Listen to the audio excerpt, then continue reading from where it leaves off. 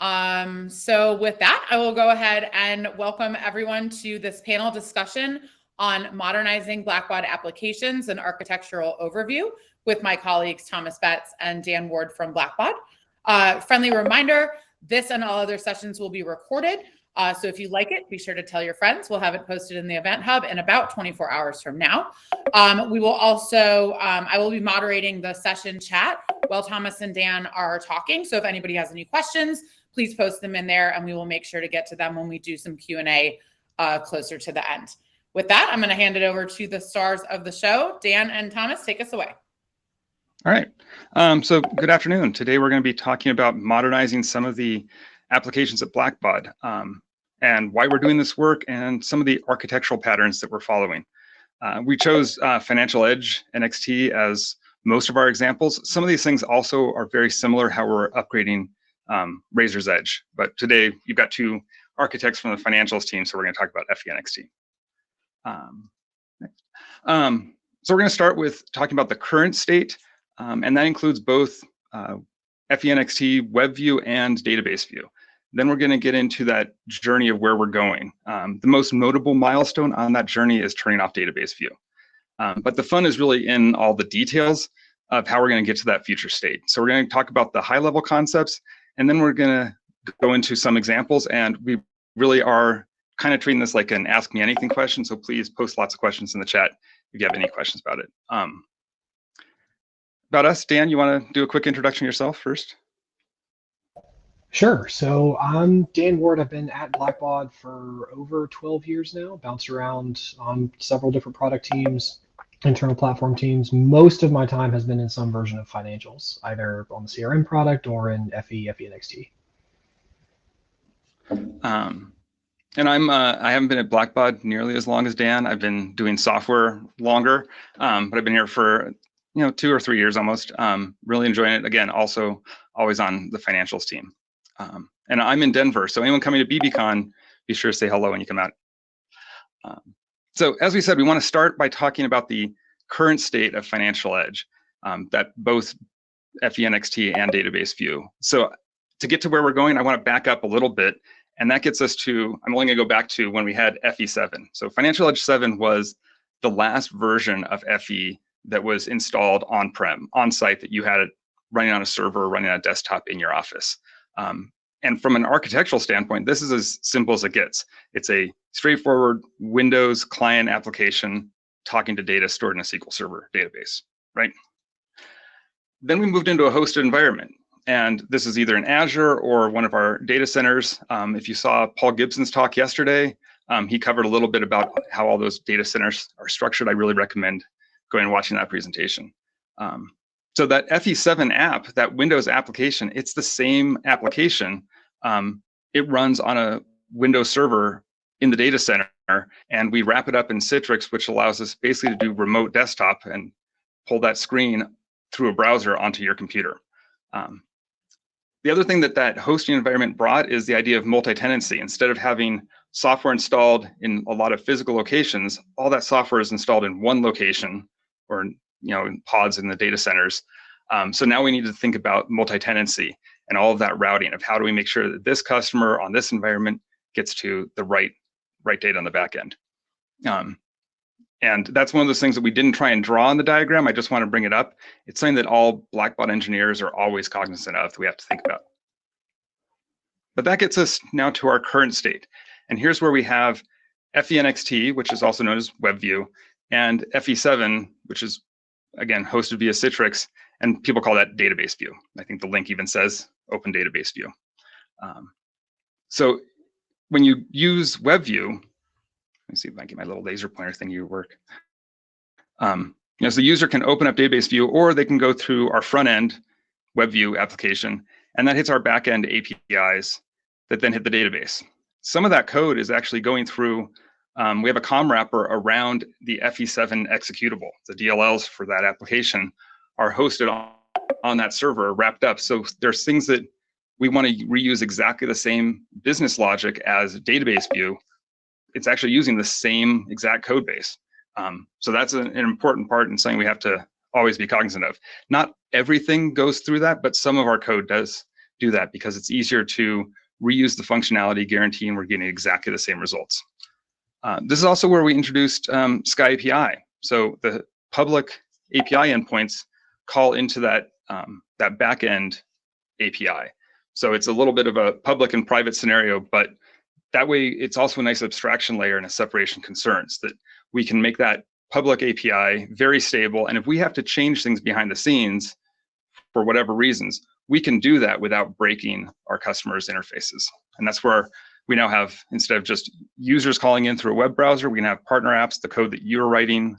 This is BB Dev days, obviously. So people writing code that hits Sky API, that's how it gets to FENXD. Again, if I substitute the F with an R, Razor's Edge works very similar to this.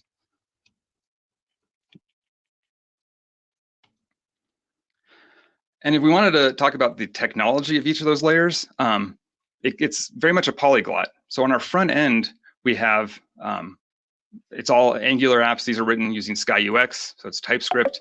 And it's depicted as one front end. It's actually sort of a micro front end model. There's several applications, several Angular applications that you jump between them as you move throughout Financial Edge. So those are broken down into bounded contexts. We have treasury and receivables and payables and whatever else, general ledger.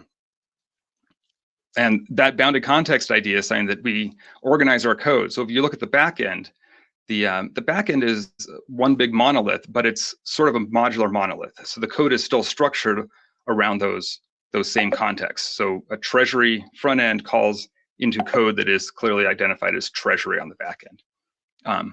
That's written in C#. It's .NET Framework 4.8, I believe. The reason it's still .NET Framework and it's still running on Windows servers is because of that COM layer. That VB6 code, FE7, is wrapped up inside that COM object, and that requires us to be hosted on a Windows machine.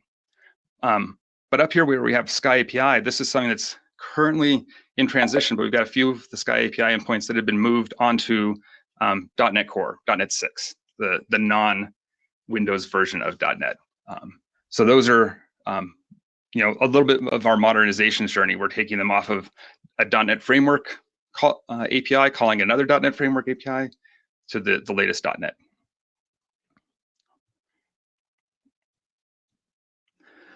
So that's kind of a lot. I put a pause in here to make sure that if anything scrolled through in the chat, we didn't miss it, but I don't see any questions yet. So Dan, I don't know if you were following along when I was doing that. Nothing? All right. Well, please post questions. Like I said, this is an Ask Me Anything. So we don't have a whole lot of slides to go through. We really did want to say, you know, what do you want to know about our architecture? So that covers where we were. Now we're going to get into where we're going. And as I said in the intro, the most significant milestone is turning off database view. So that's one of the reasons for modernizing, that we want to get to that improved user experience and having a single interface, because we know the dual view, like I can go to database view, I can go to web view for some things. That's just confusing to a lot of users. And we want to standardize that into one pane of glass, if you will. We also look at all the architectural considerations, the system quality attributes, things that are known as the ilities. We want to get to enhanced security. And a lot of times that just means staying up to date with things. And if we're on .NET Framework or VB6, it's very hard to update that code and keep it up to the latest 2023 security standards. We want things to be more maintainable. So our new services have a CI/CD pipeline, which means we can deploy changes within minutes. If there's a bug that we need to fix, we can get that rolled out right away. Our older code bases are through a nice deployment model, but it can take days to weeks to actually go through the full cycle. So it's a lot easier to make those maintenance changes and just deliver new features. We're also looking at improved extensibility. So by breaking down and making a more composable architecture, instead of having everything in one big monolith, we can have those services that create little building blocks that can then combine to make a better system. And those building blocks aren't just for Financial Edge. They're things that are for all of Blackbaud. So some of those are also allows Blackbaud to use features we've built into a new service, and we'll be able to expose those through Sky API so that our partners are able to use those as well. I think that's one of the things Ron was just talking about with the new list platform. So let's look at what this is going to be. So just to recap, this is the last slide I showed of the current state. And if I jump ahead to where we're headed, this overly simplifies it, that what we're doing is taking out database view and we're putting in new services and a new database, right? It's not quite that simple. And obviously this is there's a long timeline between when we go from the current state to this future state, and we're working on it. So don't take it as we just pulled one thing out and we put something else in. It's definitely a transition. But the way we're adding all these microservices is that we want to take all the existing functionality that's in database view that hasn't yet been moved onto web view and add it to web view. So we're going to put those new UI elements into the web view, and then we can either add new functionality to the monolith, or we can build it in new services. And something I should point out is we talk about these as microservices, and one microservice isn't exciting by itself. You need to have a lot of them. Otherwise, you don't have microservices. So this gets a little bit more complicated to look at. And as I said, that front end is really a micro front ends architecture. So we've got several front end applications that call several backend services, and they can talk to any number of databases behind the scenes. All these little purple lines get really confusing. So I'm going to take a second to expand that out. And really, the reason we have all these drawn on here as dashed lines is not that we're doing all of these connections, but we have all these options. And we want our architecture to allow us to be more flexible and be able to choose the right decisions of how we architect the system based on what the need is for that part of the application. So we have, like I said, dozens of microservices. Some of those are very specific to Financial Edge, like we have a new treasury microservice, but some of those are Blackbaud level things like BBID authentication. List platform was on there, so the list service is one of those. And file attachments is another one that's becoming a shared service, so it's not just specific to something inside the FE ecosystem, because everyone has files to use. And then all of those services are deployed in Azure on Kubernetes using AKS, Azure Kubernetes Service, I believe.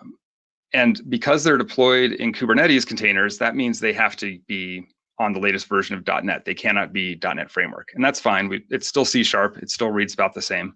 We also have a lot of teams that write Java code, and so some of those services are done in Java. And what's nice is they all expose the same Sky API. So even if it's not a public Sky API endpoint, they follow the same Sky API standards. And that means it's real easy for us to connect them to each other, to write tools that generate the code to make them call each other more easily, for the front end to call the back end. So there's a lot of benefits of that. And again, they're those modular pieces. We can use them and reuse them as we need. One of the tenets of microservice architectures is that each microservice owns its own data. So that's why I drew this as each service has its own Cosmos database. And we're using Cosmos database, which is in Azure. It's really fast, it's globally scaled, it's very redundant, and it's a document data store as opposed to relational data store. So we don't have the entire data model of FE stored in all these containers. It's very specific to what that service is using. Then each of these little connecting lines is where we get into all the possibilities. So those services, they don't work well by themselves. They do one little thing, but they're part of this bigger ecosystem. So if they need to call another microservice, like I said, for authentication, they can do that. But sometimes for FE, we need to call back into the FE NXT API. And that's fine. We can just make that, and we can use that old code path. There are some times when we don't need that business logic layer in the mix, and we just need to do a simple read or write from the existing FE database. So we have some services that can just call right over and get that data out. And then we have this last one that's just kind of the most interesting, where we can do a data sync at a very low level, that we can just listen for changes in the SQL Server database or in one of the Cosmos databases, and we can keep those two in sync, again, at a low data level without involving the APIs.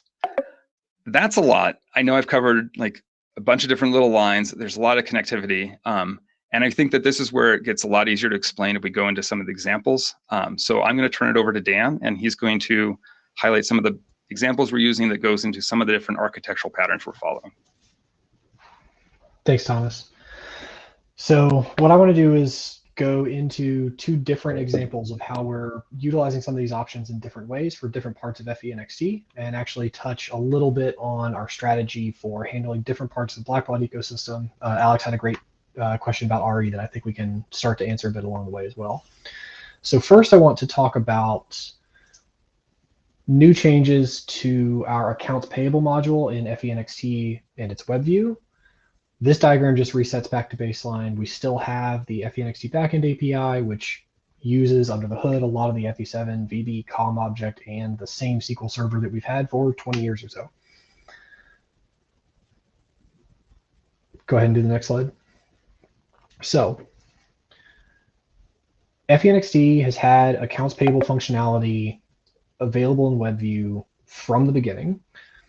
It was the first, maybe second with General Ledger module that we released to customers, and we've been building on it over time. So as we continue to build more functionality around accounts payable, we're now starting to break that new functionality out into one of the microservices that Thomas was talking about earlier. So we have a new API microservices set of microservices for payables that we're using to do some fairly simple operations. First with configuration and business rules you might have seen roll out recently in FE and XT. Hopefully coming in the near future, we'll start seeing purchasing, purchase orders, and that functionality start to roll out. The way that we're delivering that is through the ability to, one, connect directly to the SQL Server database from our new microservice APIs, and still leverage the existing FE and XT backend APIs for the rest of accounts payable that already exist. So you'll start seeing the FE and XT front end evolve, new features being added, hopefully in ways where we can deliver more smoothly, more consistently at a faster clip. Thomas, anything else we want to add about AP? No, I think that, like you said, this was the simple AP example. So, to AR? Yeah, I think so. So resetting again, and here we'll pause for just a second. Most of you know, accounts receivable has not been available in FE and XT WebView for almost all customers for almost all the time so far, and that's because we didn't start there. We have fewer accounts receivable customers. We know, turning off database view, accounts receivable is the last big module that we need to move. So as we've done that, we needed to start thinking about how do we want to do that? How do we want to use the opportunity of releasing accounts receivable in the web view to push our architecture forward in ways that help both us internally deliver that consistently and correctly, and give more opportunities for you as partners, as customers, to get a better experience integrating with FE and other Blackbaud products. So we took a mindset here of, what if we wanted to release an AR module that didn't have to be built by the Financial Edge and XT team? If it were some other team, whether within Blackbaud, a partner, some customer, what would we need to have in place to build an AR module that felt like it really was part of FE and XT? So if you go to the next slide, we'll see the two main connection points to the rest of the FE system that AR has. One is treasury through AR payments and deposits. We need to make sure that your AR deposits are represented in your bank register so that you can do a monthly bank reconciliation that ties back to your bank balance. That connection point is critical in making sure that AR is consistent with the rest of FE. The other connection point is through post into your general ledger. So what we've represented here is we have two new systems for treasury and for post. What we've done is internally instead of building these capabilities into AR directly as part of the FE team's secret sauce, we've started to build them as internal microservice platforms that we can then build on top of to deliver an AR solution. The benefit of doing this is, among some of the advantages that Thomas pointed out around extensibility, scalability, security, the one I want to highlight is the extensibility portion. Yesterday, Eddie Barker, who's a product manager on the FE team, gave a talk about the future of General Ledger. That talk, which I think the slides are available for if you didn't get to catch it, talks a lot about how a partner or a customer could build a new journal directly into FE and get the same post experience, the same post report, the same approval workflows, anything you need as part of General Ledger. That's going to be leveraging this journal platform API, and we have a similar one for Treasury. So the critical part of this is actually the two-way data sync. So we're using some technologies here, like a Cosmos change feed, which is a feature of Azure's Cosmos database. Whenever a change occurs, we can respond to that and sync data back to the FE7 SQL Server. We also have, in SQL Server, change tracking operation. So whenever anything changes within the FE7 database for any reason, we can respond, we can create a message and respond to it to make sure that these two data stores are always in sync. When we have new operations, like AR deposits come in through Treasury or a new AR post batch, those things can get reflected in the FE7 database and synced appropriately. So once we have these systems, go ahead to the next slide, we can build a receivables module on top of them that we actually deliver to customers. A couple of things on it here I want to highlight. The FENXT receivables API does not have any direct connection back to the FE7 SQL database that it's aware of, and no direct connection back to the FENXT backend API that relies on COM. So this is a full new self-contained system that leverages the Treasury platform and the Journal platform in ways that we expect to be available to anybody who's not necessarily the FE team itself.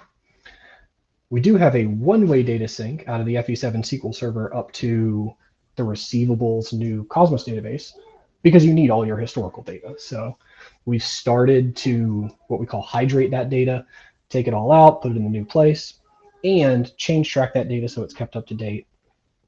I don't know if anybody on this call is in the, we have a early access program for accounts receivable where you can view the data through this new system. You can't edit it yet, we have view only. So as you make changes through accounts receivable in database view, those same changes should be reflected in web view, and this is using the one-way data extraction mechanism. Anything else? This is probably the most complicated like individual slide or individual subsystem we have. Probably a good place to pause for questions. Yeah, I think while I our next scroll back slide up to Alex's, because I think is relevant to this. Yeah, you want to take that one? I saw Eddie replied a little bit, but yeah, so I think Eddie answered probably the second question pretty directly, which is yes, that post will be coming at some point to WebView. I don't know when it might leverage like this journal platform API. The ACID question is an important one. So, and I can answer this both for the RE to FE post connection as it exists today and for the future as well. So currently, the Razor's Edge database and the Financial Edge database are separate SQL Server databases, and that post process runs effectively as a plugin in RE NXT's database view. Because they're two separate SQL servers that don't know anything about each other, that is not a single ACID transaction. We have some things in place that should try to detect errors when possible, but because they're two separate databases, there are times when they can get out of sync, and that's almost certainly the cause of the problem that your team ran into. In the future, as we move to systems like this, it's important to call out that will still be the case. These are different databases connected through asynchronous processes with eventual consistency. Our job as we do it is to build the system in such a way, first, to minimize those occurrences whenever possible, two, to be able to self-heal whenever possible, and three, and I think this is really the key to me, give us the visibility into the working system to detect those problems, ideally before you do. One of the illities is observability. As we're building new modern systems on new technology with modern infrastructure, we're able to build much more visibility into how the system's working, and we can detect, hey, you've started a post from this system, but it didn't complete. Let's sound the alarm and get our engineers working on this bug before anyone from your organization has to call support. I think that's really one of the key benefits of why we're trying to move to modern systems in this way.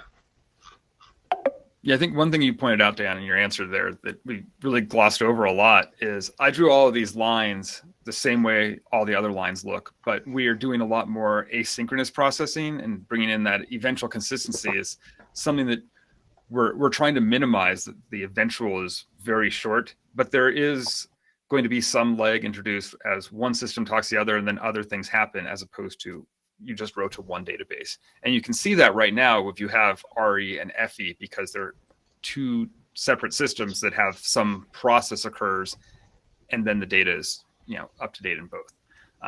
We're going to have more of those because we're going to have lots of smaller pieces. And so some of these little lines that Dan was talking about with, this service calls this service, some of those are an API call. Some of those are an Azure Service Bus message.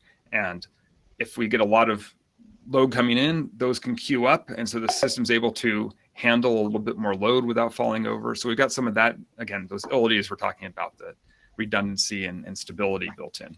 So there's a lot more complexity in here that we'd love to talk about. But again, we tried to keep it to simple examples. And this is our, like Dan said, the most complicated example that we've got. The front end calls one API that really relies on two other APIs very heavily. So. If I understand correctly, we're getting pretty close to time. So if anybody else has any questions, by all means, please ask now, ask later, reach out. Happy to answer. Y'all actually have this space until 4:15. Oh, nice. Yeah, we were at the end of the day, and we get a 45-minute slot instead of a 30-minute slot. Ah, so. Clever of us. Yeah. Stretch your legs, stay a while. Love it. And I had other notes, the things that we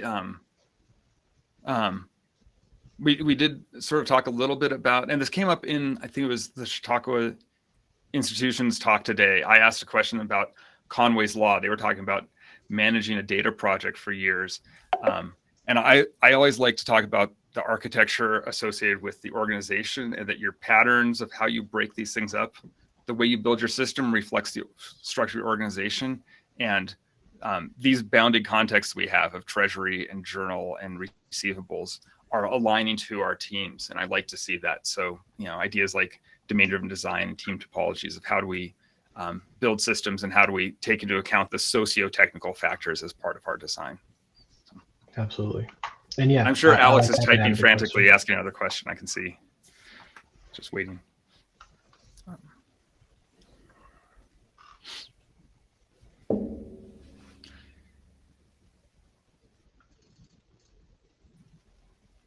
All right. Lauren's got another good question about that RE to REFE integration. I don't know it myself. My understanding, which is admittedly limited, is that the short-term solution that you should see in WebView will be, I believe, similar to the existing system in like what configuration options are available, but I believe it's supposed to be manageable on the customer side. I think right now, if I remember correctly, you have to like call support or file a ticket or something to have that integration configured. I have no timeline whatsoever on this, but I know eventually as we start to move functionality out of database view and into web view, we would not want to replicate that experience. We'd want you to be able to say, I want to connect my FE environment to my RE environment and have them post. The sort of first stop on that train line is going to be functionality, a net result very similar to what you have today, other than hopefully you can manage it yourself.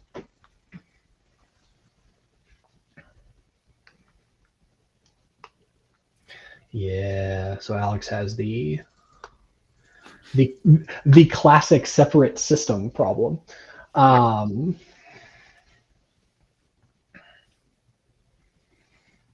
going to defer to Eddie specifically because I see he's in chat on accounting and financial best practices for when we have these kind of adjustment scenarios. I know more about them than the vast majority of software engineers, but still not nearly as much as Eddie. So I'll defer to him on the specifics there. One thing I do want to highlight, though, a goal for us, particularly with the journal platform API, is that as systems integrate with it, questions like this need to be built into the DNA of how that API operates so that other Blackbaud systems and customer systems can get them right without having to learn everything that Eddie knows about accounting. Yeah, and that's, I think, what you were saying earlier, Dan, of having the system be able to know what the desired state is supposed to be. Like, not just, please do this work, and then it didn't happen. It's like, well, I'm done. We wanted to have that record of, you asked for this, there's a discrepancy, and being able to raise that as another feature of the API. So here's the happy path, but also we know what's not quite right, and we can help you fix it. And if we can do the self-healing and say, oh, we know how to resolve that, or we can write code that fixes it on a regular basis, but can we at least surface that up to the user to say, hey, exactly what Alex was describing, this happened over here and this is out of sync over there, to let you know when something doesn't match. That's at least a good, helpful step. And then if that gets reported as a bug and something we can solve, we can have better instrumentation and better observability into what's going wrong and how we can fix in the future. Absolutely. And I will. And Eddie has a KV article. Perfect. Yeah, just a personal note, sort of behind the curtain. That RE unpost function is my personal enemy. It is one of the things that I would most love to kill, because every time you've had to use it, it means that we've made it harder on you than we should have, for one reason or another.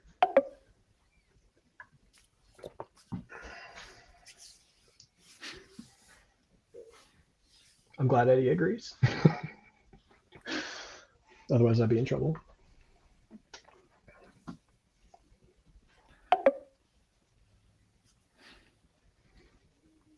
Well, I'm happy to stick around for another 10 minutes or so if you have questions. Otherwise, if there's nothing else, we could wrap it up.